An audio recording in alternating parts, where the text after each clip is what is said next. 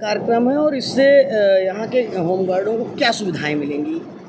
देखिए, 2017 में माननीय मुख्यमंत्री के नेतृत्व में उत्तर प्रदेश में प्रदेश की जनता ने सरकार बनाई। सन 62 में होमगार्ड का विभाग का गठन हुआ। 62 के बाद 17 तक के और 17 से अब तक के कार्यकाल में जो ऐतिहासिक होमगार्ड विभाग के लिए हैं, मैं कह सकता हूँ ये कीर्तिमान है।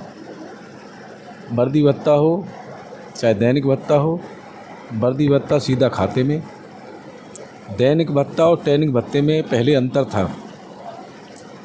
तो कोई भी होमगार्ड का जवान दैनिक भत्ता छोड़ करके रिफ्रेश के लिए, टैनिक के लिए दोबारा जाता ही नहीं था, क्योंकि मात्र दैनिक भत्ता 800-900 रुपये और 260 रुपये मिलता था। उसमें 100 रुपये कट जाते थे, 160 रुपये कट जाते थे खाने के, मात्र 100 रुपये बचते थे। तो कोई जाना नहीं चाहता था। उसको माननीय मुख्यमंत्री दैनिक भत्ता टैनिक भत्ता एक किया, 42 दिन की टैनिक को 90 दिन की किया कि हमारा होमगार्ड का जवान दक्ष हो और शारीरिक क्षमता उसकी बढ़े। पहले ड्यूटियां 40-50% मिलती थी, आज हमारे होमगार्ड के जवान कम पड़ जाते हैं, हमारे पास ड्यूटियां ज़्यादा हैं। 100% हमारे होमगार्ड को जवान को ड्यूटी मिलती है, एक भी जवान हमारा घर नहीं बैठता। और सबसे बड़ी बात होमगार्ड जवानों के लिए कि होमगार्ड का जवान, भगवान न करे किसी के घर में किसी कोई दुर्घटना हो, 17 से पहले कोई होमगार्ड का जवान किसी दुर्घटना का शिकार होकर दुनिया छोड़ता था तो 3 लाख रुपए की बीमा राशि होती थी और बीमा कंपनियां चक्कर लगवाती थी। उस परिवार का सालों चक्कर लगाते थे, पूरा पैसा मिल भी नहीं पाता था। 17 में सरकार बनने के बाद माननीय मुख्यमंत्री ने उस बीमा राशि को बदल करके अनुग्रह राशि का रूप दिया और 5 लाख रुपये किया।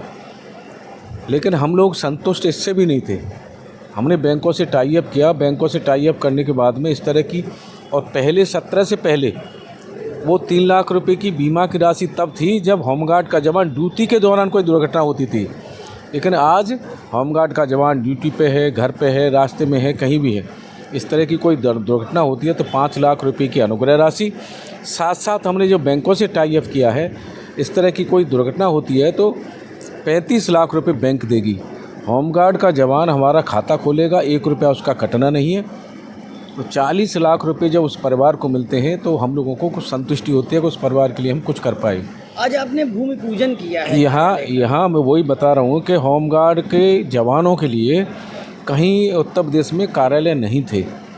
आज माननीय मुख्यमंत्री के नेतृत्व में कुछ ही ज़िले बचे हैं, बाद बाकी पूरे उत्तर प्रदेश में हमारे होमगार्डों के जवानों के लिए कार्यालय बन चुके हैं। आज यहाँ कौशाम्बी के मंजनपुर में भूमि पूजन हुआ है, कल मिर्ज़ापुर में मंडलीय प्रशिक्षण केंद्र का भूमि पूजन हुआ। इस तरह से सभी जवानों के लिए होमगार्ड के मुख्यालय में जहाँ जगह मिली है वहाँ हमारे भूमि पूजन हो रहे हैं, बिल्डिंग तैयार हो गई है।